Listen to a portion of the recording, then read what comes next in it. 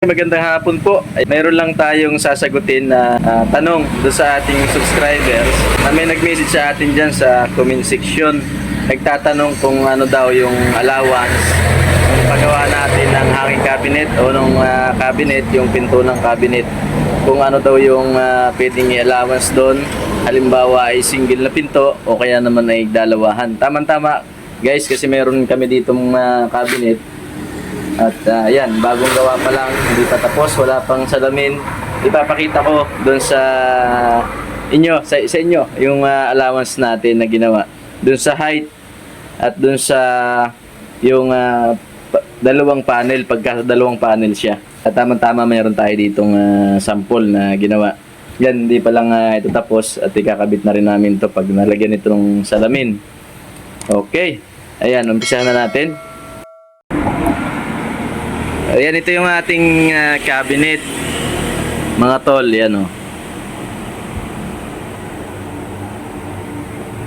Tapos ang ginamit nating pinto dyan ay YS221, yung kanyang frame ng pinto na ating ginamit.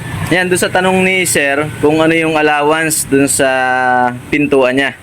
Yung halimbawa ay height, at saka doon sa halimbawa ay dalawang pintong ganito, paano raw siya lagyan ng allowance, ano yung pinakang allowance niya, kung gaano kalaki. Ayan, bali ang ginagawa natin dito, pagka yung sa height niya, ayan o, ganyan lang yung allowance dun sa height. Halos lagpas lang siya nung 116. Kung sa inches, lagpas lang siya ng kaunti na 116. Wag lang 18 kasi sobrang laki na naman nun. Dapat mga ganyan lang allowance niya. Yan. Ayan, lagpas lang ng kaunti ng 116. Wag lang yung siguro 18 naman kasi sobrang laki na nun. Mga lagpas lang ng 116. Ito. Tapos doon naman sa dalawahang pinto, bali ang binabawas natin dyan 18, tapos hahatiin natin siya sa dalawang pinto. Ayan, kasama na yung allowance dito nun sa gitna. Ayan, ito yung ihahatiin natin sa 18, ito, tapos ito. Ayan, kasama yan sa 18. Di bali, babawas muna kayo ng 18. Kung ito ay 24, 18 ang sukat ng loob, di magiging 24 lang, tapos i-divide nyo ito yung 24 ng dalawa, di bali 12 ang magiging pinto nito. Yan.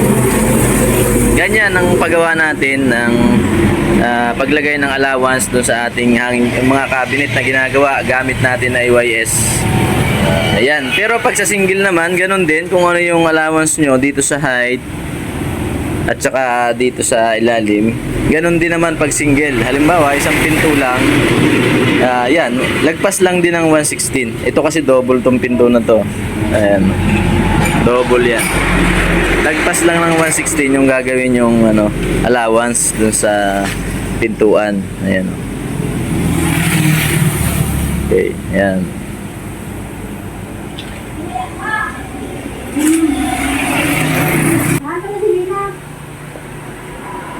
Ayan, sana'y nakatulong po at sa mga hindi pa po nakasubscribe, huwag niyo po kalimutan mag-subscribe sa ating YouTube channel at lagi tayo nag-upload ng mga tutorial video. Maraming salamat po. Ayan, bye-bye.